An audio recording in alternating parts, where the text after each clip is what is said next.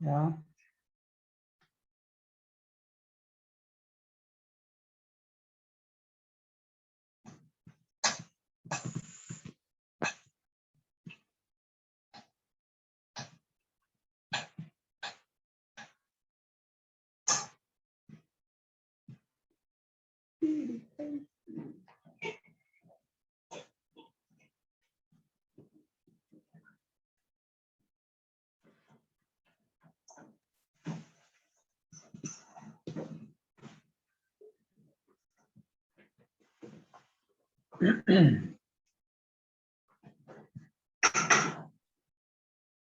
Bom dia. Bom dia.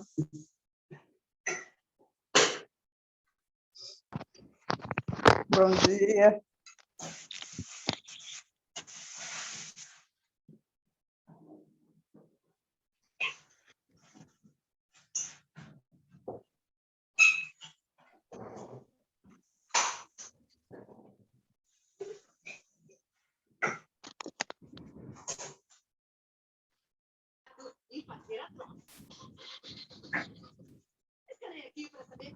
Bom dia, irmãos. Bom dia.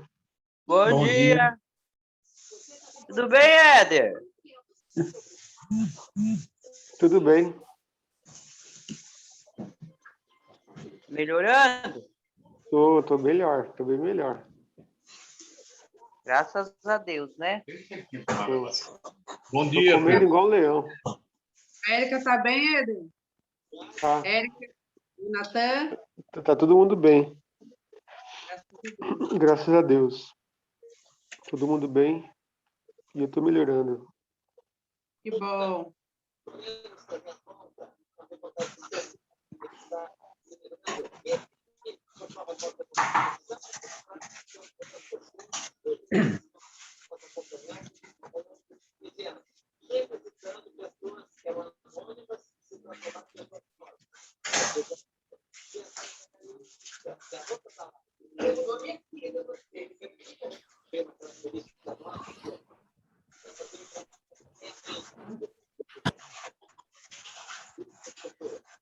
Bom dia, irmãos. Bom dia, pastor. Bom dia, pastor. Tudo bom? Bom dia, pastor. Bom dia, Bom dia, pastor. Ana. Bom dia, irmãos. Bom dia. Bom dia. Para todo mundo. Bom dia, irmão Neri. Bom dia, pastor. Bom dia, irmã Iracema, irmã Marilza, irmã Lígia, Bom dia, pastor. Éder Scarpante. Bom dia, pastor.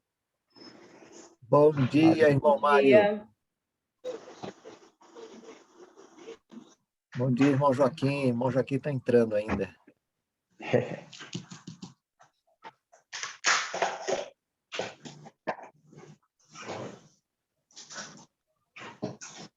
Irmã Josefa está bem, irmão Neri?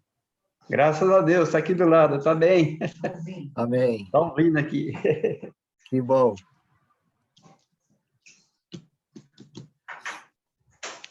Bom dia, irmão Joaquim. Bom dia. Tudo bem? Tudo bem. A irmã Lélia está bem? Tá, agora tá. Amém. Graças a Deus, viu?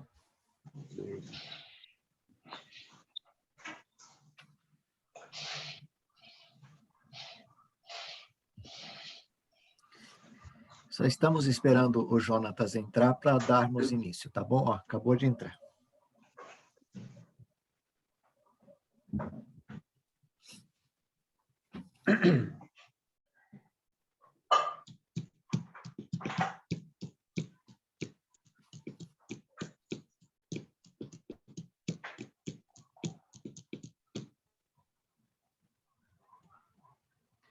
Ok, meus irmãos, sejam todos bem-vindos. Em nome de Jesus, nós vamos dar início a mais uma escola bíblica. E voltando ao estudo da carta aos Filipenses, queremos agradecer a Deus já pelo que temos aprendido desta rica carta no Novo Testamento. E vamos orar, vamos falar com Deus. Nós temos aqui o irmão Éder. O irmão Éder, ele foi testado positivo para a Covid. Nós temos também em nossa igreja o irmão Sidney. Nós temos a irmã Diane. E ontem à noite nós recebemos também uma mensagem da irmã Cláudia, dizendo que o irmão Adriano e a filha dela também testaram positivo para a Covid. Além disso, nós temos também o irmão Rangel e o Gabriel, todos eles testados positivos para a Covid. Nós estamos entrando em uma nova fase, né, talvez complicada, e estamos em oração pedindo a Deus que nos oriente, que nos ajude, e se esta fase persistir, nós vamos ter que tomar algumas decisões com relação aos cultos do domingo à noite, mais uma vez. Possivelmente teremos que cancelar a presença de irmãos e ficaremos ali somente com o pastor e a equipe de louvor e a técnica, mas vamos orar, estar orando por esses irmãos que estão acometidos pela Covid. Todos eles com sintomas medianos. O Sidney, ele sofreu um pouco mais, mas não precisou ser internado, está sendo cuidado em casa com medicação. Irmãos, vamos orar e pedir a Deus que nos ajude. Pastor, posso falar? Pode. Ana. Isso. Então, esta noite, o Rangel, eu acredito que ninguém saiba, né? Ele precisou ir do hospital, mas ele voltou, graças a Deus, né? Ele passou mal, ele chegou a desmaiar, né? Isso já era tarde, como eu tenho muito contato com a Melissa, enfim. E foi socorrido, foi para o hospital, foi medicado, né? Ele voltou para casa, já era muito tarde, 1h, e eu acompanhei de perto, né, a família. E era saturação mesmo, teve um problema com a alergia a um dos medicamentos, mas ele está em casa, ele está bem, eles estão acompanhando a saturação dele, tá? Conversei agora há pouco com a Melissa, ele está dormindo, né?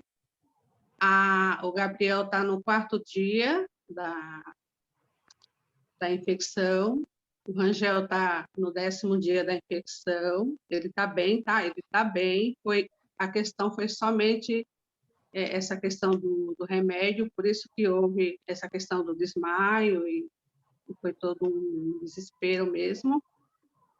E a Denise testou negativo, graças a Deus. E por isso, assim, eu pedi para falar e para pedir oração. Foi tudo, assim, muito rápido, foi tarde da noite, e eles só me procuraram mesmo porque eles não queriam levar ele para Santa Marcelina, e eles sabiam que eu tinha alguns contatos com outros hospitais públicos, tá? Ok, obrigado, irmã Ana, pela informação.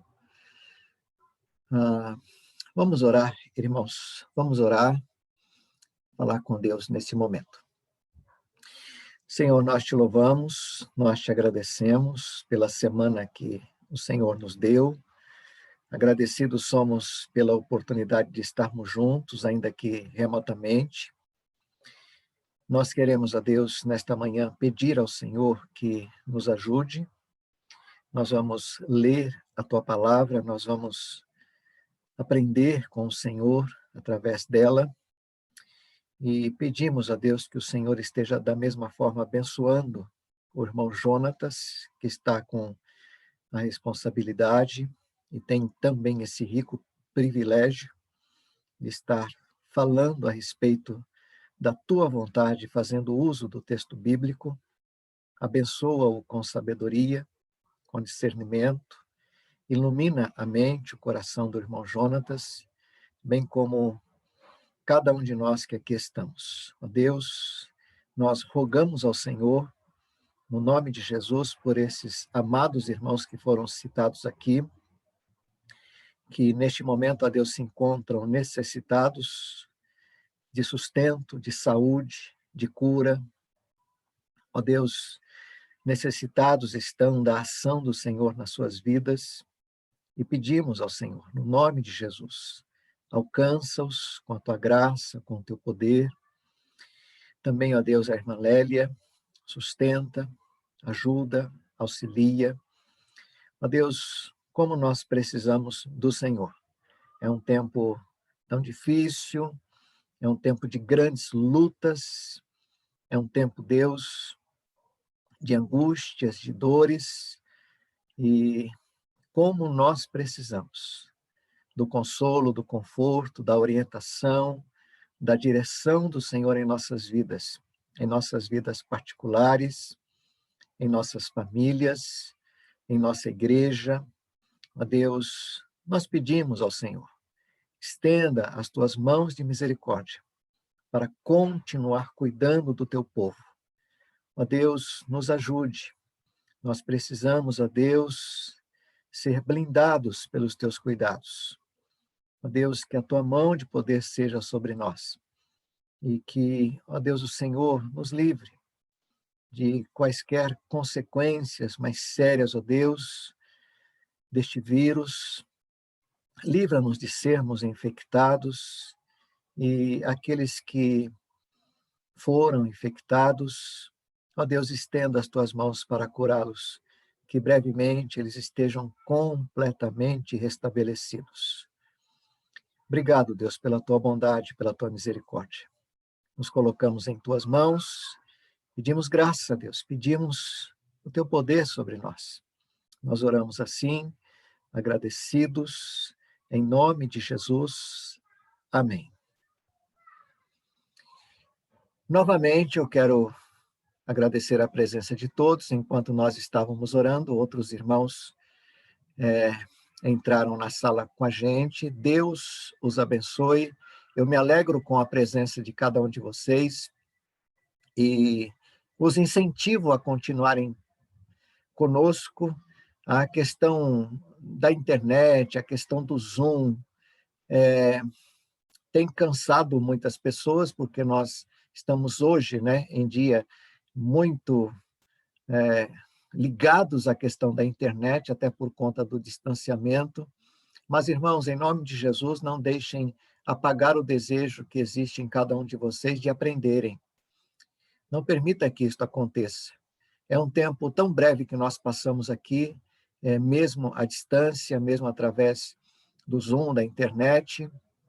Não permitam, irmãos, que esse desejo, essa vontade de aprender o querer de Deus através da palavra deixe de existir na vida de vocês. É importante, a escola bíblica é importante para a nossa vida espiritual.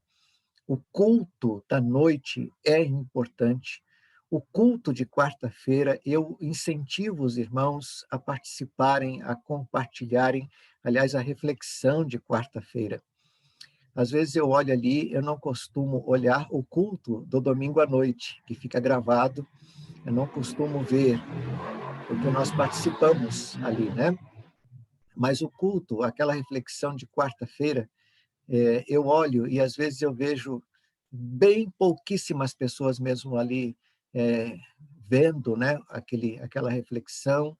Eu peço a vocês, assistam também e compartilhem com aqueles que vocês sabem que necessitam de uma palavra. A palavra é mais leve na quarta-feira, mais tranquila, assim, uma palavra de uma reflexão menos teológica, é uma questão de alcançar pessoas. O objetivo é esse. Participe e compartilhe. Eu tenho certeza que há muitas pessoas precisando, necessitando de uma palavra nesse tempo que nós estamos vivendo.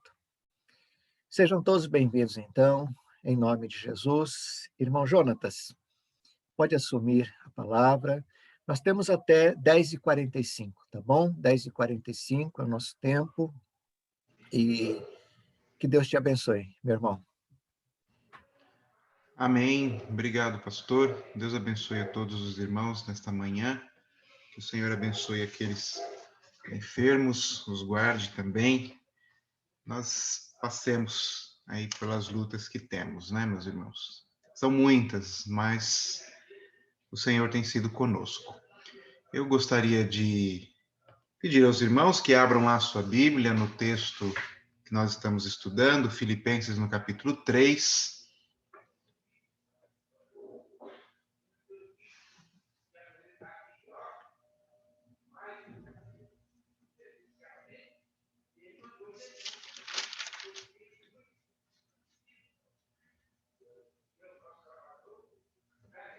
Eu gostaria de reler com os irmãos a partir do versículo 4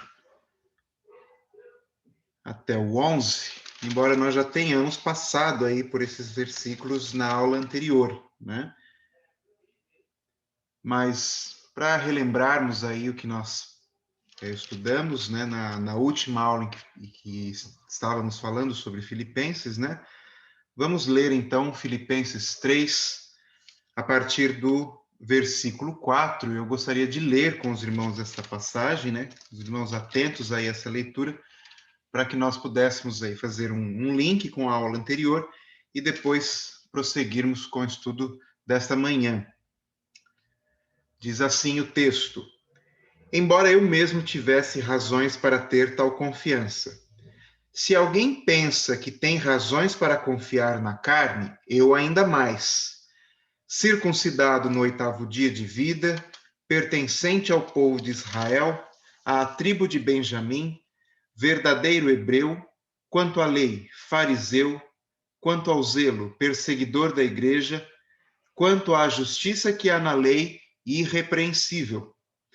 Mas tudo o que para mim era lucro, passei a considerar como perda, por causa de Cristo.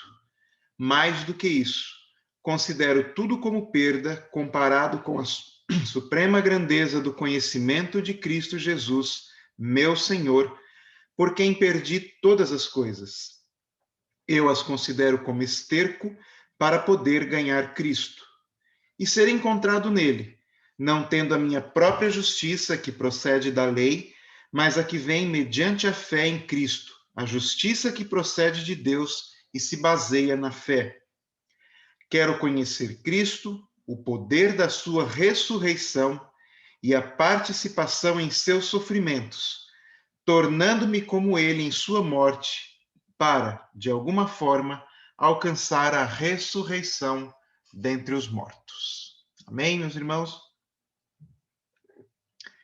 Meus irmãos, na última aula, em que nós estávamos falando sobre essa passagem, começamos lá no versículo 4, nós demos a esta lição o título, né, o título que vai, inclusive, na NVI, que é o de Plena Confiança em Cristo. E por que o apóstolo Paulo está falando sobre isso, né? Ele, quando você começa o capítulo 3, ele repete aquela máxima, aquela ordem, aquele imperativo que é comum da carta aos Filipenses. Alegrem-se, não é? E é interessante que o apóstolo Paulo, quando ele fala o alegre-se, né, e quando ele tem em mente a sua própria vida, a sua própria situação, né, ele diz tanto mais por conta da minha própria situação, eu digo a vocês, alegrem-se, porque do ponto de vista estritamente humano, não havia razões para que o apóstolo Paulo estivesse alegre. Ele deveria estar preocupado, ele deveria estar ocupado, ele deveria estar triste. Em várias situações, em várias circunstâncias, nós vemos que o apóstolo Paulo tinha essas razões, não é? Para estar triste, para estar preocupado, porque ele estava sendo julgado por pregar a Jesus Cristo, porque ele diz, em um determinado momento, em Filipenses, que no momento da sua primeira defesa, ele esteve só, ninguém o acompanhou, porque ele diz, né, que ele agradece à igreja de Filipos pela contribuição que eles haviam dado, mas era a única igreja que havia contribuído com ele, não é? Há várias razões aí pelas quais o apóstolo Paulo não teria razão de estar alegre. No entanto, o apóstolo Paulo, ainda assim, ele manda, ele dá a ordem, né? Alegrem-se no Senhor. E aí, então, ele começa a discorrer, a partir daqui, sobre o cuidado que a igreja teria de ter naquele momento, com as situações, as circunstâncias que muitas vezes nós julgamos importantes, nós julgamos imprescindíveis e pelas quais o apóstolo Paulo diz, não, estas razões não são aquelas que vão nos dar a alegria no Senhor, né?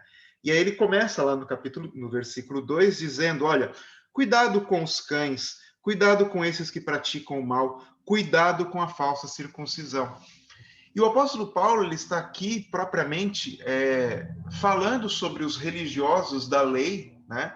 Essa era uma situação que era constante ali durante todo o ministério do apóstolo Paulo e durante todos os primeiros anos da igreja ali do Novo Testamento, era a situação da divergência que havia entre aqueles que praticavam a lei judaica, a lei de Moisés, a lei do Antigo Testamento, e que entendiam que o fato de eu me tornar cristão não me isentava de praticar a lei. Então, a lei era como se fosse o complemento da salvação ou até mesmo o requisito fundamental para a salvação. Havia uma dificuldade muito grande naquele tempo de se entender que Jesus Cristo e a sua obra na cruz eram suficientes para a salvação. E aí o apóstolo Paulo, quando ele vai falar de circuncisão, né, ele vai dizer assim, não há razão para eu ter confiança na carne, ou seja, no que acontece comigo carnalmente, no fato de eu estar ou não na descendência de Israel, no povo judeu, né? E aí ele diz lá no versículo 4 e 5, né, que nós lemos, eu, apóstolo Paulo, tinha todos os requisitos para me sentir alegre dentro da condição em que eu estava. Ele era um judeu irrepreensível. Era um judeu que conhecia sua linhagem, sabia que ele era da tribo de Benjamim, era um homem circuncidado, era um conhecedor da lei, ele próprio se autodenomina um fariseu, né? Ele diz que tão zeloso ele foi com o cuidado da lei que perseguiu a igreja, né? E diz ele lá no versículo 6, né, que quanto à justiça que há na lei, eu era irrepreensível. Veja que o apóstolo Paulo não tinha razões, considerando a sua condição, a sua situação humana, para acreditar que precisasse de alguma coisa. Mas no momento em que ele se encontra com Cristo, ele tem aquilo que nós falamos na aula anterior, uma crise. Porque ele passa a considerar, ele começa a perceber que, na verdade, todas essas riquezas que ele tinha, na verdade, não eram nada. Ele vai dizer, o apóstolo Paulo, ele diz que essas coisas para mim eram esterco, né? E eu gostaria de fazer esse link com a lição anterior, dizendo, em primeiro lugar, meus irmãos, que uma das coisas que precisa efetivamente acontecer em nossas vidas, quando nós encontramos a Jesus Cristo, é essa crise. Que crise é essa? Quando nós pegamos todas as coisas que nós consideramos riquezas, e nós falamos sobre isso na aula anterior, quais são as coisas que são importantes para nós, do ponto de vista humano, quando nós olhamos isso e começamos a entender estas coisas não podem me trazer satisfação, não podem me trazer alegria, não podem me trazer a vida eterna, né? A saúde, né? A gente fala assim, né? Não tem aquele, não sei se é o Pedro Bial que fala, né? Saúde, paz, do resto a gente corre atrás, né? Acho que é mais ou menos assim que ele fala, né? Tudo na Chapolin Colorado. A ideia é mais ou menos essa, né? Mas muitas vezes, meus irmãos, para os irmãos entenderem, quem pode reclamar de ter saúde, né? Há uns dias atrás, eu me deparei com uma situação de um cliente meu que tem uma casa de repouso, e lá nessa casa de repouso ele tem um interno, um paciente, né, que tem 96 anos, meus irmãos. 96 anos. E ele é muito forte, muito lúcido, forte mesmo, meus irmãos. Ele anda, ele vai para um lado e para o outro. Inclusive, ele diz que quer voltar. Eu era servente de pedreiro e ele quer voltar a ser servente de pedreiro, né? Então, é lógico que a gente olha isso, né? Mas é uma pessoa forte, é uma pessoa que tem saúde. Você vê pessoas com muito menos idade que ele, né? 60, 70 anos, e tem pessoas de 60 anos, que a gente nem considera mais idoso hoje em dia, né? Porque nós estamos chegando numa época em que as pessoas entre 55 e 60 vão ser maioria na população. Então a gente nem considera mais uma pessoa idosa, nem pode aposentar mais. Uma pessoa de 60 anos não pode aposentar mais, né? Mas tem pessoas com essa idade ali, com a saúde extremamente debilitada naquele local, e ele, com 96 anos, está bem, ele fala. E ele tem um problema, irmãos, com a família dele. Porque você vê nitidamente, você percebe nitidamente que ele vive em conflito com os filhos, né? E os filhos meio que aguardam a morte dele para tomar conta do patrimônio dele. Eu fui descobrir, era um senhor que está lá numa casa de repouso. No dia que eu fui visitá-lo, ele é bem irritado pelo fato de estar numa casa de repouso. Ele estava com uma camiseta assim bem surrada, né, uma calça de moletom, e aí eu fui saber que lá na casa de repouso conseguiram essas roupas para ele porque a família não levava roupas para ele, né? E aí o que eu achei que ele tinha? Tem uma casa lá em Guarulhos, uma outra casinha de aluguel lá. E aí, meus irmãos, nós fomos descobrir no processo que ele tem, um processo lá que a família tenta interditá-lo, né? Que ele tem 2 milhões de reais numa conta, meus irmãos. 2 milhões de reais numa conta e andando com roupa surrada dentro de uma casa de repouso, né? Veja, meus irmãos, que o que a saúde desse homem lhe trouxe? Nada, somente a convicção, a certeza. Ele sabe o que está acontecendo ali com ele, dos problemas da família dele. Há muitos idosos ali que são abandonados pela família, mas eles estão numa situação mental, psicológica tão debilitada que eles sequer têm consciência disso. Então, para ele, é pior ele ter a cabeça boa, porque ele sabe o que está acontecendo com ele.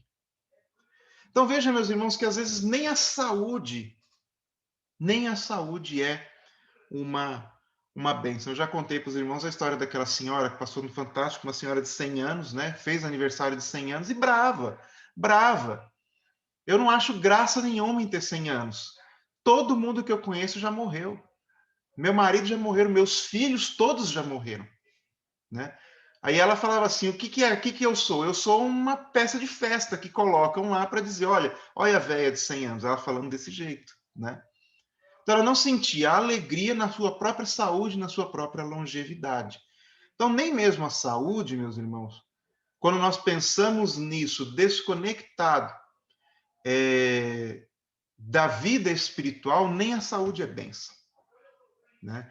Nem a paz é bênção. Há pessoas, meus irmãos, que se matam porque estão em muita paz. Elas se sentem tão em paz que se sentem improdutivas. Há pessoas, meus irmãos, e todo mundo conhece, pessoas que têm circunstâncias absolutamente favoráveis e estão doentes, psicologicamente doentes, mentalmente doentes, né? E aí você olha, por que uma pessoa como essa, que tem a situação que tem as circunstâncias que tem, está dessa forma? É porque não passou por essa crise, meus irmãos. A crise de conhecer a Cristo e a de olhar para as coisas do mundo e dizer isso não vale nada diante da glória da vida eterna, que só Jesus Cristo pode dar. É isso que o apóstolo Paulo fala aqui no versículo 7. Mas o que para mim era lucro, passei a considerar como perda por causa de Cristo. E aí ele vai dizer no versículo 8, mais do que isso, considero tudo como perda comparado com a suprema grandeza do conhecimento de Cristo Jesus, meu Senhor, por quem perdi todas as coisas. Eu as considero como esterco para poder ganhar Cristo. Tá? Eu vou compartilhar aqui com os irmãos.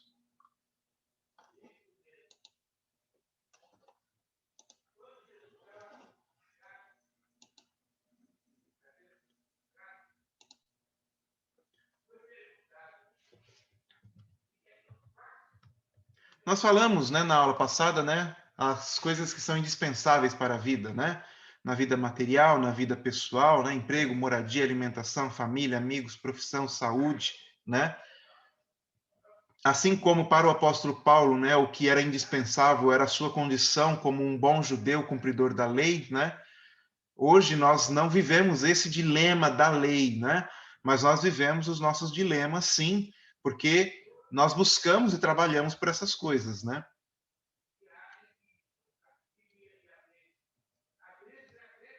E aí nós falamos, né, sobre como essas questões, todas essas coisas que nós sentimos, a nossa própria vida, né, sem Cristo, né, é absolutamente sem sentido, né? Porque quando nós encontramos a Jesus Cristo, a primeira coisa que nós entendemos, meus irmãos, é que nós somos pecadores e que nós estamos fadados ao inferno, fadados à perdição. É o que o apóstolo Paulo vai dizer lá no texto de Romanos 3, 23, 24, né? Todos pecaram e estão destituídos da glória de Deus, né? Sendo justificados gratuitamente por sua graça por meio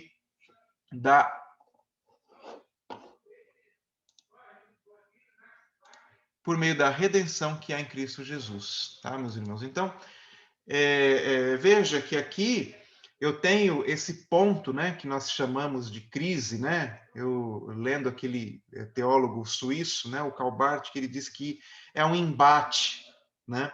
Você de repente tem as riquezas, a glória da humanidade, né? E aí você se encontra com as riquezas, a glória de Cristo, é um embate. E aí nós, então, vivemos dentro desse embate. Se nós não temos isso no nosso coração, essa crise, né, nós estamos muito distantes do propósito de Cristo. Se nós não conseguimos olhar, né, veja, meus irmãos, um exemplo claro, né, disso daí é Salomão, lá no Antigo Testamento. Leia lá um dia Eclesiastes, né? Eclesiastes é o livro do homem em crise, porque ele alcança tudo aquilo que um homem pode querer alcançar para a sua vida, né? Riquezas, sabedoria, conhecimento, poder. Ele diz em uma determinada passagem que não havia nenhum prazer que ele tenha negado a si próprio, não é? E ele chega a dizer, então, em um determinado momento, que tudo isso é vaidade e aflição de espírito, é como correr atrás do vento, né? E aí ele vai concluir Eclesiastes dizendo o seguinte: olha, de tudo que se tem lido, de tudo que se tem ouvido, o fim, ou o mais importante é: teme a Deus e guarde os seus mandamentos, porque esse é o dever de todo homem. Então ele pega uma carta inteira, um livro inteiro, né? Falando de todas as aflições que ele sentia no seu espírito, porque ele não tinha nenhum problema, né, de ordem material, Salomão, mas ele estava em conflito consigo mesmo, porque ele não encontrava verdadeira alegria, motivação, satisfação em todas essas coisas. E aí ele vai chegar lá no finalzinho e concluir Eclesiastes dizendo que temer a Deus era, de todas as coisas, a mais importante. Tá?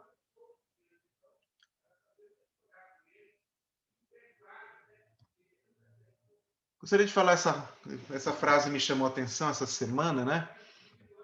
Interessante. Um túmulo basta a quem o mundo inteiro não bastou, né? Isso foi o que Alexandre o Grande disse quando estava no seu leito de morte, né? Alexandre, meus irmãos, ele conquistou praticamente o mundo inteiro que se conhecia naquele tempo. Foi um dos maiores impérios, né? Em extensão, o mais influente império, certamente, da história. E em extensão ele só perdeu para o Império Mongol, né? Mas era um grande império. Ele era um homem que com 20 anos de idade assumiu o comando do seu exército, não é? E ele conquistou desde lá da Grécia, passando pela Babilônia, foi até a Índia, meus irmãos. Ele foi até a Índia. E ele só não foi mais, ele só tem até o filme, né, do Alexandre, que mostra ele já nas terras geladas, assim, ele olhando como se tivesse chegado às extremidades da terra, e o coração dele ele desejava ir além, mas os seus soldados estavam cansados já, porque eles estavam há 10 anos, né, nessa guerra de conquista. E aí ele faz da Babilônia, né, a sua capital, a capital do seu império, e ali, meus irmãos, ele morre. Morre com 33, 35 anos de idade, de uma febre, né? E aí ele diz isso, olha, eu que, para quem o mundo inteiro não bastou, porque ele gostaria de ter conquistado mais ainda, um túmulo só bastará. Às vezes a gente, é interessante como nós somos, né, meus irmãos? Você começa na sua vida com uma cama de solteiro, pequenininha, com aquele colchão bem fininho, aí você compra uma cama de casal, casou, e tem solteiro também, que tem a cama de casal, né? Aí depois você já acha que a sua cama é pequena, você quer uma cama king, né? Aquela que é 2x2, né? Que algumas famílias moram, né, em casas assim, e você só tem a sua cama desse tamanho. E por aí vai, né, meus irmãos? A gente quer sempre mais espaço, quando na verdade, no fim de tudo, você vai ter uma cama, né, em que mal vai dar abrir para você abrir os braços, né? Que é a nossa última cama, né? Então, e é isso que ele está dizendo, meus irmãos. Do que adianta eu amealhar, é o texto que nós lemos anteriormente, né? Que é Jesus falando do rico insensato, né? Esta mesma noite a sua vida será exigida. Então, quem ficará com o que você preparou, né? Isso é o que acontece com quem guarda para si as riquezas, mas não é rico perante Deus, tá? E é assim, meus irmãos, né? Você pode ter certeza do que eu vou dizer para você, meus irmãos, tá? Falo com experiência profissional. Tudo que você alcançou na sua vida, o seu patrimônio, os seus bens, vão ser motivo de conflito quando você partir. Tá? Porque, meus irmãos, eu me convenci na vida de que nunca não existe nenhuma condição de haver uma sucessão amigável, né?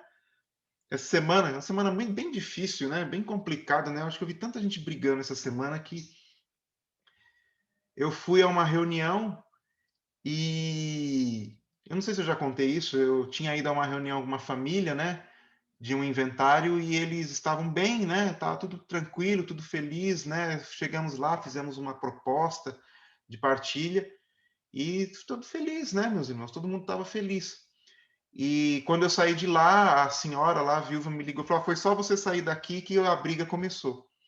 E essa semana, meus irmãos, a briga foi mais intensa ainda, né, e assim chega um momento que você pergunta qual é a razão, qual é o ponto de discórdia? Vamos trabalhar só nesse ponto aí que vocês estão divergentes, né?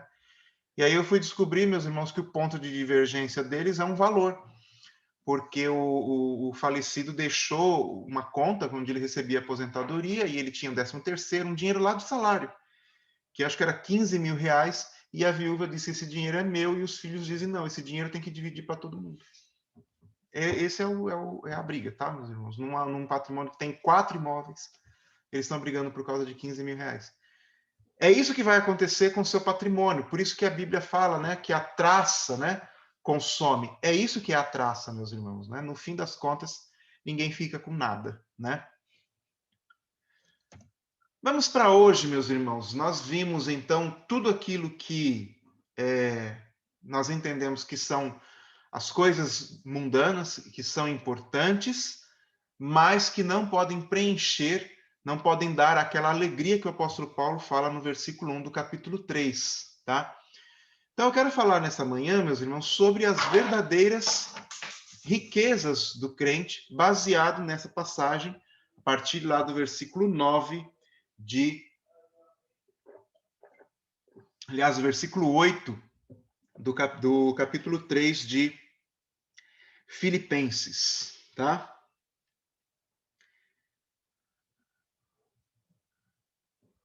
Veja só, meus irmãos, lá no finalzinho do versículo 8, a parte final, o último parágrafo lá do versículo 8, ele diz assim, que eu as considero como esterco para poder ganhar a Cristo, tá?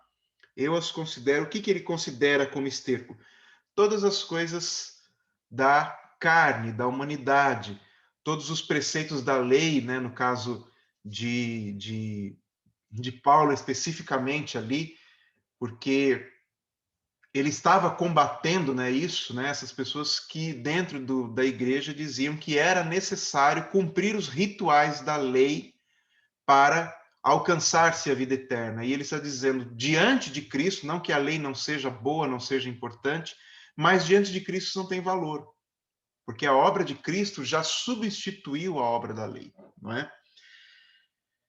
Então ele vai dizer, eu quero focar nessa palavra aqui, poder ganhar Cristo, tá? Eu queria ouvir dos irmãos, porque a gente pensa assim, como é que se pode ganhar Cristo, né?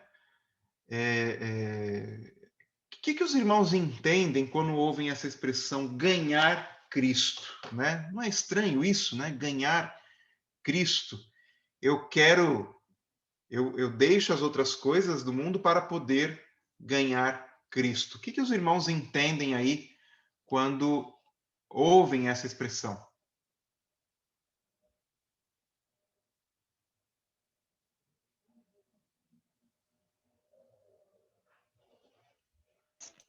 Oi, Jonatas. Bom Pois não, dia. irmã. Bom dia. Eu penso na questão de um relacionamento. Cristo, ele deu a vida por nós e ele provou o seu amor. E eu acho que essa questão de nós ganharmos, ou o próprio Paulo, seria ele fazer, teoricamente, aí a parte dele, a gente fazer a parte da gente no sentido de abrir mão mesmo né, dessa questão de um relacionamento, trocar isso, né? Também,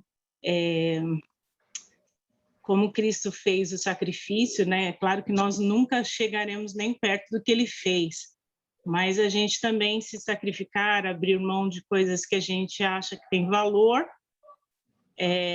por ele, para ganhá-lo, nesse sentido que eu penso. Muito bem aí. O que mais, irmãos? Ganhar a Cristo.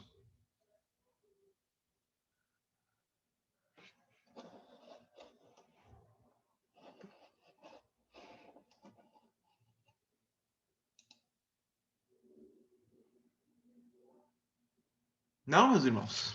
Ganhar a Cristo? Vou voltar lá. Ô, irmão Jonas, Pois não, irmão Joaquim? eu entendo aqui, dentro do contexto, né, que Paulo fala ali, a questão de ganhar a Cristo, é a questão do privilégio de ter a pessoa de Jesus Cristo, que significaria para ele sair da confiança, do orgulho próprio, orgulho de ser judeu, orgulho de ser descendente de Abraão, fazer parte do povo escolhido. Aí ele conheceu agora um novo pacto, não aquele pacto da lei, né? Então, esse ganhar a Cristo é desfrutar dos privilégios que só Jesus Cristo pode dar, a salvação, o perdão dos pecados, fazer parte dessa nova aliança. Eu acredito que ele quis dizer com ganhar a Cristo, que ele abria a mão de tudo, as coisas que eram mais importantes para ele, ele considerava como esterco agora, porque ele conheceu uma coisa melhor. Uma vez eu vi um homem ensinando nesse texto, e ele deu uma ilustração assim de que o judeu, com os privilégios que eles tinham de ser povo escolhido, eles tinham assim como se fosse comparado a um cachorro hoje que está ali com osso, e se você for tomar aquele osso dele, ele vai te morder. Ele vai rosnar, vai agarrar aquele osso e não quer abrir mão daquele osso. E você pode oferecer um filé mignon para ele, uma melhor carne que for, é melhor do que aquele osso, mas ele não deixa tomar o osso, porque ele não tem o conhecimento de que aquela carne é melhor do que o osso. E Paulo foi assim, né? Nesse encontro com Cristo que ele teve, conversão dele, ele encontrou uma coisa muito melhor, e agora ele queria ser encontrado em Cristo, quer dizer, ganhar a Cristo, ser encontrado em Cristo, tendo a justiça de Cristo, que é pela fé, e não a justiça que ele se baseava, que era pela lei.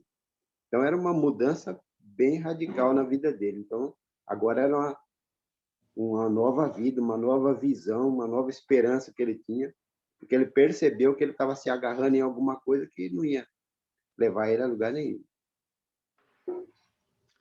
Muito bem. Interessante, meus irmãos, quando os irmãos colocam, né, as duas colocações da irmã Kedma e do irmão Joaquim, se os irmãos prestaram bem atenção, em nenhuma delas você vai ouvir essa passagem, né, ganhar a Cristo, como o mérito meu, né? Eu fiz coisas e, por conta disso, sou digno de ter Cristo na minha vida. Eu ganhei, não é? É o meu privilégio, não falam privilégio, mas é o meu mérito, né? É a palavra que eu queria usar. Mas não, é o sentido de entender, como o irmão disse, que há algo melhor, que é a grandeza do conhecimento de Jesus Cristo, e que eu preciso disso. Mas, aí, como disse a irmã, como se não houvesse espaço na minha vida para eu ter Cristo e as outras coisas. Então, eu preciso abrir mão delas, né? Os outros valores, eles não comportam, eles não cabem, eles não têm, não compactuam com Cristo. Então, eu preciso abrir mão deles para que eu possa efetivamente me relacionar com Ele, né? A irmã Kedma usou essa expressão relacionamento. Interessante que o próprio Jesus usa o exemplo da casa, né? João também lá em Apocalipse vai usar esse exemplo, né? Do eis que estou à porta e bato, né? Jesus vai falar do coração, né? Do fazer morada, né? É como se eu soubesse, entendesse que é imprescindível ter Cristo vivendo, habitando comigo. Mas a minha casa, ela está muito cheia, né? Eu não tenho espaço para abrigar esse hóspede que deixaria de ser um hóspede, passaria a ser o habitante, o proprietário da casa, né? Então eu tenho que limpar a casa, eu tenho que tirar fora da casa, né? No caso do coração, tudo aquilo que impede de eu ver efetivamente a grandeza da obra de Cristo na minha vida, né? E é isso, meus irmãos, que nós precisamos entender. Ganhar a Cristo é como se eu pensasse, né? O irmão deu o exemplo do cachorro com o osso, né? E é bem assim mesmo, né? É o desapego com aquelas coisas que me dão uma satisfação. Como um osso pode dar uma satisfação para o cachorro, mas é uma satisfação pobre, momentânea, né? Que vai acabar certamente em algum momento. É como se eu estivesse tirando da minha frente, né, aquelas coisas que me impedem de ver efetivamente a Jesus Cristo. E vendo Jesus Cristo, poder entender quem Ele é, poder fazer com que Ele habite na minha vida, né? Isso é um privilégio, não é um mérito, né? Essa palavra que o irmão Joaquim usou é uma palavra muito importante. É um privilégio que é concedido e não um mérito que eu tenho, né? Porque eu fui uma boa pessoa. É justamente o contrário, a graça, ela afasta o mérito, porque ninguém merece, né? Mas em Jesus Cristo eu entendo a necessidade que tenho dele e de que a minha vida não terá plena satisfação sem ele. Então eu abro mão, renuncio àquelas coisas que o apóstolo Paulo chama de esterco, para que justamente Cristo possa habitar na minha vida. Essa é uma primeira riqueza, meus irmãos.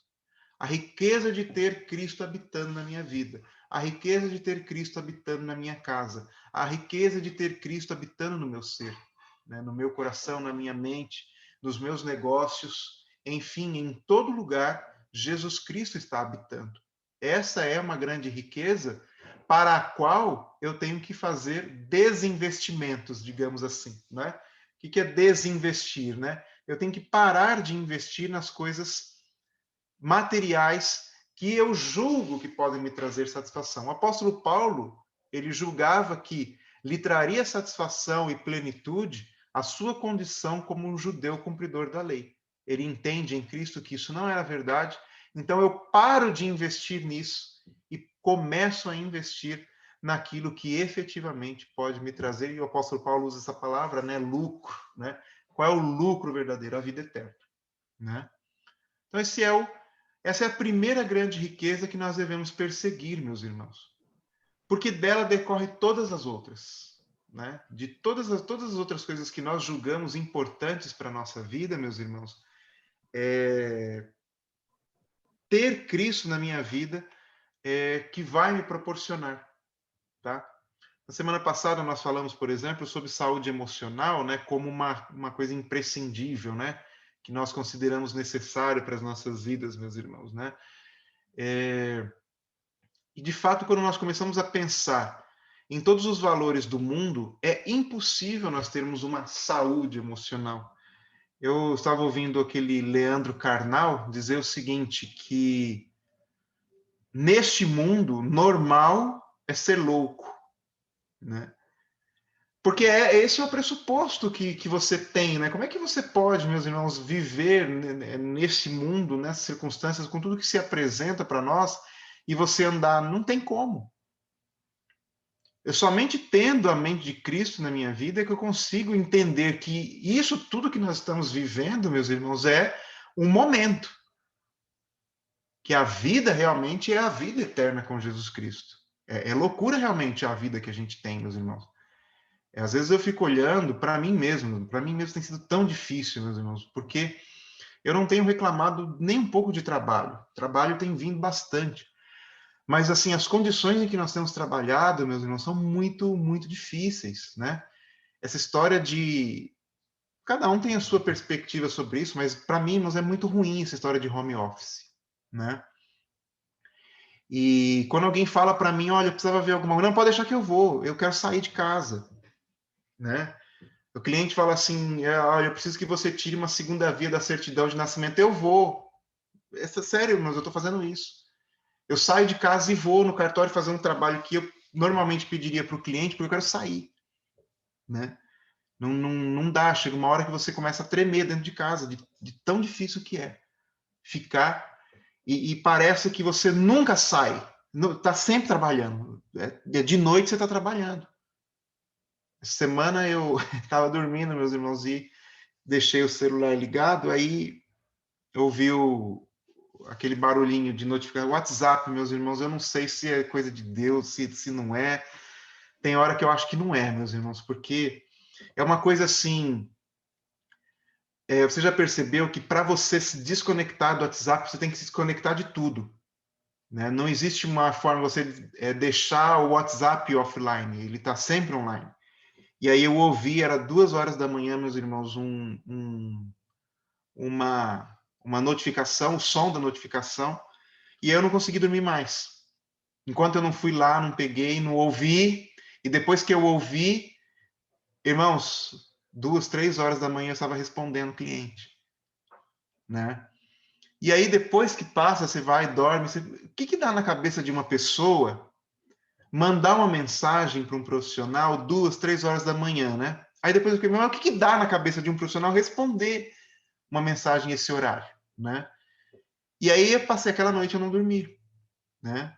E no dia seguinte, era o dia que meu pai foi fazer cirurgia, então eu passei assim, igual um zumbi, foram 2 dias assim, igual um zumbi. E aí a gente está trabalhando demais. Como ser normal, né, num tempo desse? Então não tem como.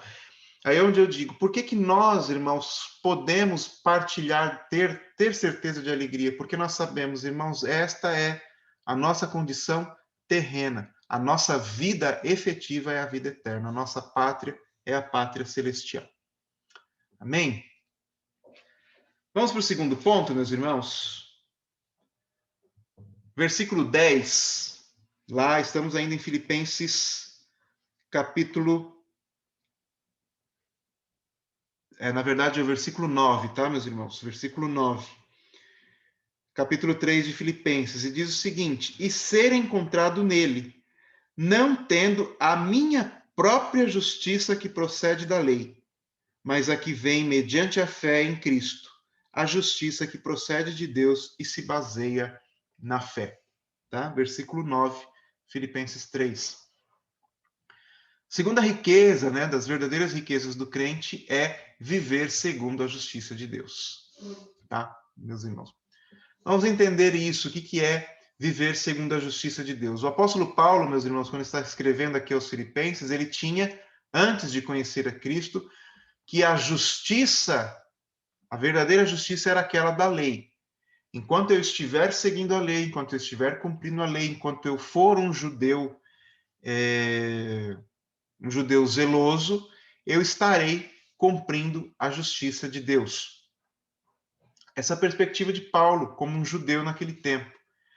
Para nós, meus irmãos, nós temos muitas vezes esse problema. Muitas vezes nós criamos o nosso próprio código de justiça, né? Cada um de nós aqui. É aquela história, né? Que a gente às vezes fala, né? Cada um faz o que acha certo, né? A gente fala isso, meus irmãos, mas isso é errado. Porque se cada um fizer o que acha certo, meus irmãos, eu tenho certeza que aquele menino lá no Goiás, Brasília, que está causando terror, na cabeça dele o que ele está fazendo é certo. Né? E é uma realidade, meus irmãos. Essa gente é assim. Não, eu estou fazendo certo. Tinha um menino aqui no litoral de São Paulo, há muitos anos atrás, que matava crianças. Ele dizia, eu estou matando crianças, por quê? Porque ele um dia ouviu numa igreja que as crianças, quando morrem, vão para o céu. Então, ele ouviu isso e falou, se eu matar as crianças, eu estou mandando as crianças todas para o céu. Eu vou tirar pessoas do inferno. Olha que plano bom que ele teve, meus irmãos.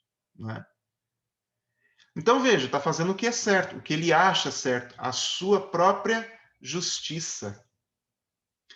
Veja, meus irmãos, a verdadeira riqueza do crente, uma das, é encontrar a verdadeira justiça de Deus, que se baseia na fé. Tá? Essa justiça, ela está além do meu enganoso coração, ela está além das ambições humanas, ela está além do meu orgulho pessoal, é a justiça de Deus, Deus bondoso, misericordioso e amoroso para com todos.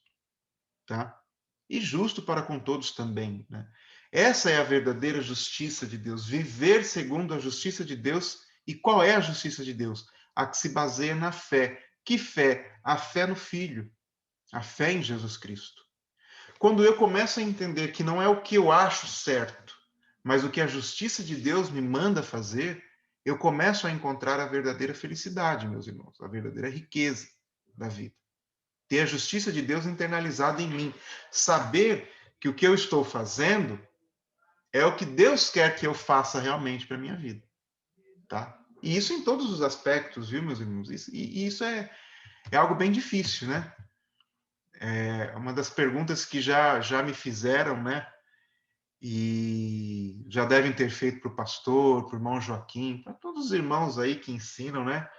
Como entender a vontade de Deus? Né? Como saber a vontade de Deus? Como saber que isso que eu estou fazendo é o que Deus quer que eu faça? Né? E aí veja que é tudo uma sequência, né? A Kedma falou assim que ganhar a Cristo é ter relacionamento, né? Primeira coisa para eu entender a vontade de Deus é ter esse relacionamento. Como é que eu posso saber o que alguém quer se eu não conheço, se eu não vivo, se eu não compartilho, né, na minha caminhada com essa pessoa, né? Então, é uma riqueza, meus irmãos, quando nós começamos a entender o que é a verdadeira justiça de Deus e praticá-la. Veja que essa é a realidade do apóstolo Paulo. Ele, circunstancialmente, está vivendo uma situação difícil. Mas ele tem condições de dizer àqueles que o ouvem, alegrem-se. Tá? Por quê? Porque ele próprio, o apóstolo Paulo, sabia que podia acontecer o que fosse ali. Ele tinha a vida eterna garantida porque ele estava dentro da justiça de Deus. Então, essa é a segunda riqueza, terceira riqueza, na verdade, aí que nós estamos vendo nesse texto de Filipenses, né? Viver segundo a justiça de Deus. Tá bom? Jonatas, Pois não? só tentando até conversar um pouquinho mais sobre esse assunto, que ele é bem pertinente, eu não sei na vida dos irmãos, né? Mas eu acho que sim, porque constantemente, não só pelo contexto que a gente está vivendo agora, mas na vida da gente, a gente tem que tomar decisões e se posturar em relação a muitas coisas na nossa vida. Desde da outra fala que estava sendo colocada, eu me sinto muito desafiada na questão, não sei os irmãos, a gente tem o conhecimento, sabe exatamente como fazer, a Bíblia é clara, o texto que está sendo trabalhado, ele é claro, mas é um desafio muito grande quando a gente, não em relação ao que às vezes a gente abre mão, tem coisas que são muito fáceis de abrir, mas outras dizem respeito a você ter um entendimento e tomar mesmo decisões, obedecer literalmente a palavra, e isso não também em relação só a ter ou conquistar coisas, estudar, trabalhar, mas sim, às vezes, decisões para o nosso futuro, né? E eu entendo que a obediência hoje é algo que nós estamos sendo requeridos do próprio Deus, uma obediência. Às vezes, teoricamente, quando a gente fala assim, nossa, mas isso é simples, é um mandamento simples, é algo simples de ser seguido. Desde isso a coisas mais complexas. Então, assim, eu me sinto desafiada nessa manhã também, eu já tenho uma questão que eu tenho vivido e me sinto desafiada nessa questão de, como o Paulo falou, o considerar esterco, considerar tudo que não seja da orientação do próprio Deus, o que ele tem para nós em detrimento ao que a gente conquista na vida ou no mundo, seja relacionamento, seja bens, seja o que for. Então, eu não sei se acabei sendo clara, às vezes acho que eu penso bastante e não sei se eu consigo compilar a minha ideia, mas é isso, na prática hoje, né? Eu não sei se você pode me dar uma palavra em relação a isso, né? Essa questão hoje mais nossa, na questão de obediência e tal. Muito bem, né? Que essa palavra, né, obediência, ela está no centro aí do viver segundo a justiça de Deus, né? E é assim, irmãos, os irmãos sabem que eu já falei isso em algumas ocasiões, né? Cada um pensa, né, de uma forma, né? Mas assim, eu não gosto muito da colocação que a Bíblia é um manual, né? O manual do crente, né? Manual é quando você pega ponto A faz isso, ponto B faz isso, né? E às vezes a gente pega, né? Quantas vezes a gente já não se pegou fazendo isso, né?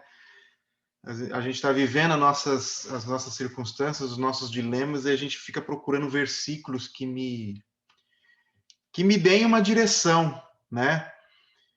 E às vezes até em alguns momentos, quando a gente é menos maduro na fé, no conhecimento, né? Não sei se os irmãos já fizeram isso, eu já fiz, né? Você fica abrindo a Bíblia aleatoriamente para ver se aparece alguma coisa, né? Lendo, né? E acho que eu vou ler, né? E muitas vezes essa resposta não vem, né? E quando a gente começa a amadurecer um pouco mais na fé, um pouco mais, né? Não que nós estejamos maduros na fé, né? Estamos ainda caminhando nisso, mas amadurecendo na fé, a gente começa a entender que essa compreensão ela depende de uma prática diária, de um exercício diário, de um conhecimento diário, da obediência, do serviço, de todas essas coisas que nós vamos falar aqui, né? Do conhecer diário de Cristo, né? E nós vamos assimilando isso, vamos incorporando isso, vamos vivendo a vida, seja da oração, da leitura da palavra de Deus, uma leitura que não busca simplesmente um resultado prático para a minha vida pessoal nesse momento, mas uma busca realmente de compreender a Deus, né? Estou lendo a palavra. Esses tempos atrás eu estava lendo, não sei porquê, mas lendo Lamentações de Jeremias, né? Não sei se o tempo é propício para ler Lamentações, né? Mas é interessante que... Não, eu vou fazer uma leitura, um estudo aqui neste livro, né? Lamentações de Jeremias, né? E aparentemente é uma leitura, né? É uma leitura, é um estudo, está te trazendo compreensão, como você falou, é claro, o texto é claro, a palavra é clara, mas parece não fazer tão sentido para si no momento que você está lendo, né? Em algum momento da vida, né? Você começa a viver determinadas circunstâncias e aquela leitura que você fez, aparentemente sem nenhum propósito especial, começa a fazer muito sentido para você.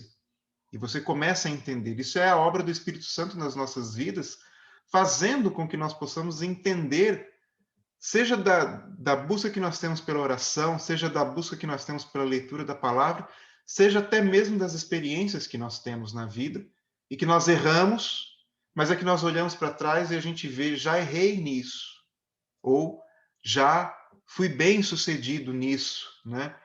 E aí você começa a ter uma coisa que Tiago fala, né?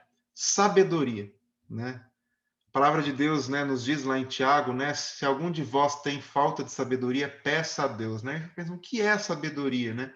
A sabedoria não é a receita para que, olha, eu estou aqui nesse momento passando essa luta, eu preciso da receita para viver isso. Ou eu estou nesse momento de decisão da minha vida, de direcionamento. Eu recebi essa semana uma proposta, né, de trabalho que implica decisão, né? E aí, né, é interessante como a gente né? Nesse momento que a gente se vê no dilema, aí eu vou lá buscar Deus, oro, Senhor, o que eu faço? Qual que é? Bíblia, lê a Bíblia e procura versículo. Não, irmãos, aí eu fico pensando, está errado. Eu tinha que ter feito isso antes de eu ter o dilema. Eu ter uma vida fazendo isso, né? Lendo, orando, buscando, dobrando o meu joelho, né? É a mesma coisa que a gente faz, irmãos. Eu falo isso para as pessoas. Tem um cliente meu que falou, é assim, brasileiro é muito assim, meus irmãos, e o crente é muito assim também, né? Tem certas coisas na vida, meus irmãos, que você já tem que cuidar agora. Não adianta, não é um problema ainda, mas você tem que... É igual a aposentadoria, meus irmãos. Quando é que você começa a cuidar da sua aposentadoria? Quando você não está se aposentando, né? Quando você é novo, você tem que cuidar disso, né? Aí é assim, né? A gente começa, né? E vai deixando. No momento em que a situação aparece, aí a gente sai correndo atrás de todo mundo para poder cuidar, para poder resolver o que eu faço e tal. Então, se você tivesse feito isso lá atrás, se você tivesse escrito isso, se você tivesse pago isso, se você tivesse... E a vida cristã é a mesma coisa, né? No momento em que você está o pior momento para você... Eu não sei se eu vou dizer isso, se isso vai ser claro, né? Como a irmã falou, às vezes a gente pensa as coisas e quando a gente vai dizer, parece que não é muito claro, né? Mas o pior momento, eu vou falar e vou explicar, tá, irmãos? Né? O pior momento para a gente buscar Deus é o momento que a gente precisa. Aí eu vou dizer, nossa, que é isso, Jonas? Que absurdo esse que você está falando. Na verdade, meus irmãos, nós temos que buscar a Deus com uma constância nas nossas vidas, né? Porque quando nós estamos no dilema, né, a nossa mente fica muito complicada, a gente está muito dentro do problema. E às vezes a gente vê Deus onde ele não está. Às vezes a gente vê resposta onde não é, porque nós estamos dentro do problema. Então, na verdade, a nossa busca a Deus tem que ser uma constante na vida, porque de uma forma que, irmãos, não tem como dizer, explicar isso.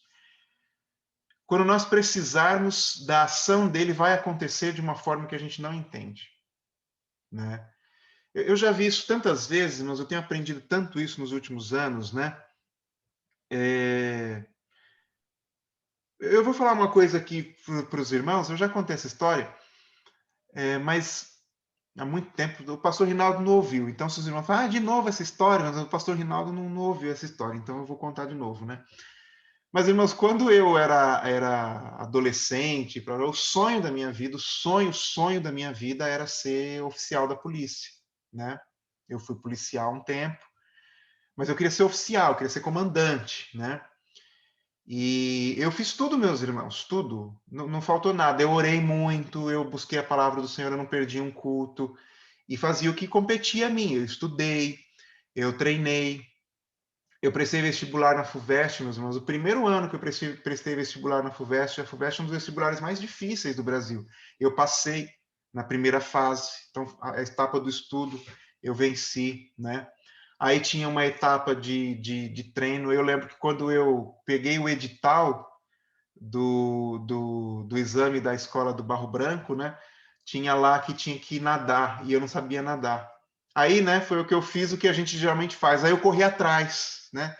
Fui aprender a nadar, mas não aprendi o suficiente para poder passar, né? E não passei, fui reprovado no teste de natação. Também, irmãos, passei eu lembro que eu me matriculei numa escola que eu ia todos os dias treinar e fiquei um ano, quase que diariamente, treinando natação, né? E aí, no ano seguinte, eu falei, não, agora não tem para ninguém, essa piscina é minha, né? E realmente eu era muito bom, eu fiquei muito bom nisso.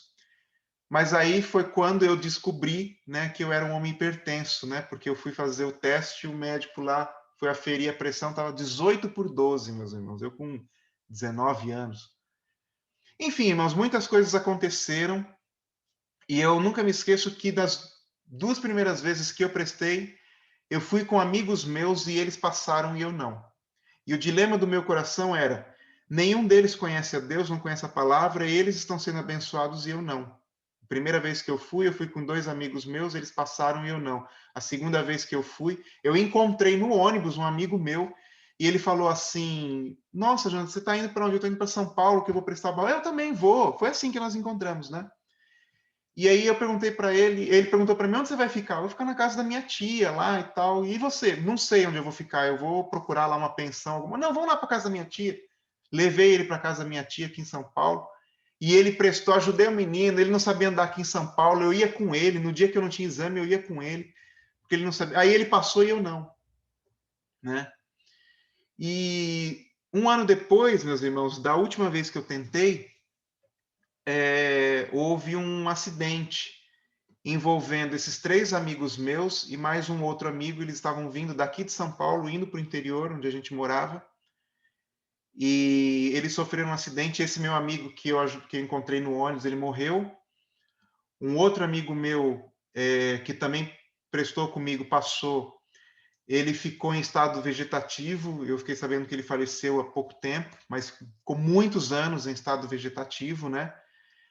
Só o motorista lá do carro, que eu não conhecia, que teve ferimentos leves, quebrou um braço e tal. E o outro amigo meu também, que prestou comigo, ficou internado, ficou 24 dias em coma. E o dia que eu fui visitá-lo, né, ele falou assim para mim: Jonatas, a gente falou no seu nome quando a gente saiu de lá. Porque o nosso carro, a gente estava dividindo a despesa, e eram 4 pessoas, o carro cabe 5. E ele falou, a gente falou assim: se o Jonatas tivesse passado, a gente levava ele. Eu nunca esqueci disso, meus irmãos. Isso para mim foi a coisa mais marcante da minha vida. Mais marcante da minha vida. Porque eu tenho a plena compreensão de que se eu tivesse passado, eu estaria naquele carro. Quando ele falou isso para mim, nós falamos no seu nome, quando nós saímos, né? Eu percebi claramente. Eu não sabia, meus irmãos, em 2 oportunidades da minha vida, eu olhei para e falei assim: eu estou vivendo segundo a tua justiça, Senhor, né? Eu pensava, né? Eu estou orando, Senhor. Eu estava fazendo naquele momento, mas eu não estava tendo uma vida com Deus que me desse a compreensão de que o Senhor não estava naquele negócio, né? E aí eu fui entender isso 2 ou 3 anos depois, vendo onde eu poderia estar. Poderia estar num hospital, poderia estar morto uma hora dessa, meus irmãos, né? Mas veja, eu não poderia ter entendido isso. Por quê? Porque eu estava lá, naquele momento, tão focado naquele meu sonho, e a minha oração era só destinada àquilo, a minha busca era só destinada àquilo, de modo que, não sei, talvez Deus até tenha falado comigo, mas eu não ouvi, né? Por quê? Porque o viver segundo a justiça de Deus não é algo que se faz em momentos, mas é algo que se faz em uma vida, todo o tempo. E aí, de uma forma ou de outra, eu sei de uma coisa, meus irmãos, Deus cuidou de mim, né? Deus cuidou de mim. Eu não sabia, não tenho, mas Deus cuidou de mim, né? Mas talvez, se eu tivesse tido uma vida mais efetiva, eu tivesse poupado a mim o sofrimento de dúvidas que eu passei por 2 anos de entender. Será que Deus me ama de verdade? Irmão, quantas vezes eu falei isso? Né? Quantas vezes eu falei isso? Será que Deus me ama de verdade? Porque Ele deixa todo mundo ir adiante nisso, menos eu. Menos eu. Né? Oh, eu tenho uma amiga minha, meus irmãos, a menina tinha 1,65 m. Você não entra na polícia com esse tamanho. Ela é tenente hoje da polícia. Eu falei assim, que até os baixinhos estão passando e eu não. Né? Essa é, digamos, se é que há um manual, né? Essa é a, digamos assim, a receita, né? É uma vida constante e diária de aplicar a justiça de Deus na minha vida, para que eu possa ter a clareza do que Ele quer para a minha vida em todas as circunstâncias, nas decisões que eu tenho que tomar, nas coisas que eu tenho que praticar, enfim, em tudo. Não é no momento, né? É uma vida. E é porque o apóstolo Paulo tinha essa vida que ele podia, lá dentro da tribulação que ele estava vivendo, dizer, como várias vezes ele diz em Filipenses, alegrem-se, alegrem-se. Ele vai dizer lá adiante, que nós vamos ler, posso passar todas as coisas naquele que me fortalece. Ele só tinha essa compreensão porque ele vivia a justiça de Deus, né? Ou segundo a justiça de Deus na vida dele. Eu não sei, irmã, se eu contribuo dessa forma, não parece ser tão objetivo, né? Porque às vezes a gente quer tanto uma resposta objetiva, né? Mas se eu fosse dar uma resposta objetiva, eu diria isso: viva cada dia segundo a justiça de Deus, né? E pois não, pastor? Me permita que eu estou me coçando para não falar, viu? Porque eu sempre gosto que os irmãos falem. Ó. Me permita dizer, em poucas palavras, e tentar, né? Porque a gente tenta resumir ao máximo uma palavra. Questão de decisão é sempre bem difícil para nós. Porque conforme você vai falando, o irmão Joaquim fala, a irmã Kedma fala, nós vamos construindo, né, uma linha de raciocínio, de argumentos, enfim, e tudo tem sido muito bom, a gente aprende muito. Por isso que eu digo, a escola dominical é muito rica, sempre é muito rica. Então, eu vejo que o ser humano, isso é muito normal, o ser humano é assim, ele constrói a sua vida sobre aquilo que ele pode ver, sentir e tocar. Ele faz a construção da sua vida, ele toma decisões com base nessas coisas. E todas as nossas decisões, elas vão passar por esse crivo, aquilo que eu posso ver, tocar e sentir. Eu me lembrei, enquanto você falava, daquela caixinha de promessa. Nós tínhamos uma caixinha de promessa há muito tempo atrás, alguns ainda têm, e que todo dia nós puxávamos ali uma promessa e eu dizia assim, hoje essa promessa foi boa. Se caía alguma coisa hoje, mas só tinha promessa, né? Se era caixinha de promessa, era promessa. Hoje essa promessa é para mim. Então, mas as decisões da nossa vida, eu me lembro de uma frase de Agostinho, que ele disse assim, ame a Deus e faça tudo o que você quiser. Então, entendamos, né, que esse amar a Deus e fazermos tudo aquilo que nós quisermos, como você falou, irmão Jonatas, é uma construção.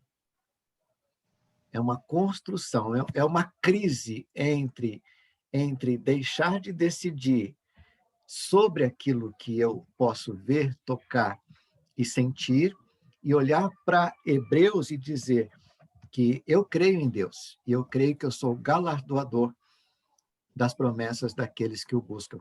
Isso é muito importante. Eu vou construindo o meu relacionamento com Deus ao longo da minha vida. E construir o meu relacionamento com Deus, como você mesmo disse, é uma crise. É uma crise, é uma crise. O homem, ele precisa viver essa crise para decidir por Deus e viver os privilégios que nós temos em Deus por meio de Cristo Jesus. Para que o homem seja plenamente feliz, ele precisa estar em Cristo. Necessariamente, ele precisa estar em Cristo. E é uma construção. Você falou sobre Jeremias, e a gente lembra o que ele disse, a ilustração do vaso, né? Eu fui lá na casa e então Deus me mostra isso, é o vaso quebrando, é o vaso sendo reconstruído, o vaso quebra de novo, é construído, o vaso... Deus vai fazendo isso conosco para que as nossas decisões, todas elas sejam baseadas na vontade dele. Quando nós nos encaixamos na vontade de Deus, nós seremos plenamente felizes. Mas isso, irmão Jonatas, como você bem disse, entre crises e crises. Porque o ser humano, quando ele se assenta sobre as questões próprias do ser humano, que é ver, tocar e sentir, a sua vida vai ser resumida a isso. Mas quando eu me assento sobre a rocha, que é Cristo, eu o amo de verdade, eu busco a sua presença, numa construção diária, sobre a palavra, sobre aquilo que Deus está me dizendo, não sempre sobre aquilo que eu estou sentindo, porque o sentimento trai. Aquilo que eu vejo me trai. E aquilo que eu toco pode não ser a verdade. Então, a minha vida ela precisa ser baseada na vontade, no querer de Deus. Onde eu encontro isso? Na palavra. Na palavra. E, às vezes, contra o meu sentimento. E, às vezes, contra até aquilo que eu estou vendo. Porque a árvore do conhecimento do bem e do mal era bonita. Era vistosa. E dava prazer. Então, nem sempre é aquilo que faz bem para mim, é aquilo que Deus quer. São crises e crises e crises e crises. Mas a nossa vida em Deus vai sendo construída ao longo dos anos. E, para encerrar minha palavra, eu me lembro de Jó. Jó tinha tudo, perdeu tudo, ganhou tudo de volta, dobrado, mas lá no final da vida, ele diz o quê? Eu te conhecia só de ouvir falar, mas agora meus olhos te veem e por isso eu me abomino no pó e na cinza. É uma construção entre crises e crises, nós vamos conhecendo a vontade de Deus. Jesus olha para Pedro e diz assim, olha, quando você ficar velho, você vai ser levado. Você vai ser carregado, né? Você vai deixar de ser esse homem prepotente, esse homem que fala sempre em primeiro lugar, né? Que faz a pergunta em primeiro lugar, você se destaca, mas olha, presta atenção, quando você ficar velho, você vai ser levado. Alguém vai vestir roupa em você. Olha que coisa, né? E Pedro, depois, na sua carta, ele chama filhinhos. Olha que coisa. Filhinhos. Então, ele aprende. E nós aprendemos em Deus. Mas isto entre crise e crise em uma construção diária. Amém, irmãos. E nós vamos encerrar aqui, né? Nesse ponto.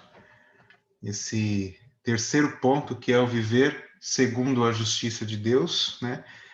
E eu acho que eu nem preciso complementar para dizer o quanto isso é verdadeiramente uma riqueza na vida do crente, mais do que qualquer outra que nós possamos achar que é importante, porque todas as coisas que nós queremos, né, e buscamos e que são importantes, que nós sabemos que são importantes para as nossas vidas, elas estão reservadas para as nossas vidas mediante a justiça de Deus, que se baseia na fé, né? Como o pastor falou, né?